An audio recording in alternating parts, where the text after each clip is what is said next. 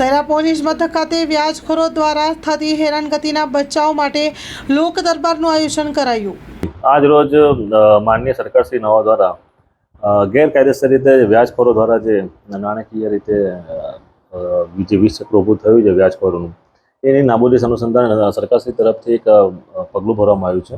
તેમાં દરેક જિલ્લા તરફથી વ્યાજખોરો વિરુદ્ધમાં કોઈપણ માણસો અરજી આપે તેના વિરુદ્ધ તાત્કાલિક ધોરણે કાર્યવાહી કરી અને કાર્યવાહી અનુસંધાને જે વ્યાજખોરીમાં ફસાયા હોય તેવા માણસોને એમાંથી મુક્ત કરવા બાબતનો એક અભિગમ અપનાવ્યો છે, જેના અનુસંધાને આજરોજ શહેરા પોલીસ સ્ટેશન ખાતે લોક દરબારનું આયોજન કરવામાં આવેલું।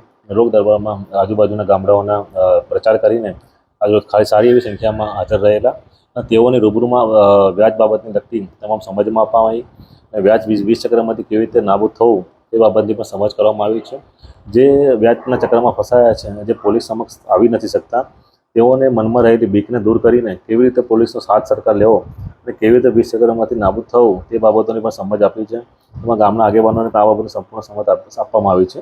અત્યારમાં લોક દરબારમાં 2 રજૂઆતો આવી છે, જેમાં એવું છે કે એક વ્યાજે લીધેલા પૈસા છે અને ઘણા સમયથી વ્યાજ ભર્યું છે અને વ્યાજની સંખ્યા ઘણી લાંબી થઈ ગઈ છે અને જે ભોગ બનનાર ભરી શકે તેમ નથી તે બાબતની એક અરજી આપી છે। એ અરજી બાબતે પ્રાથમિક ધોરણે નિવેદન લેવામાં આવ્યા છે અને તપાસ તાત્કાલિક ધોરણે આદરવામાં આવી છે।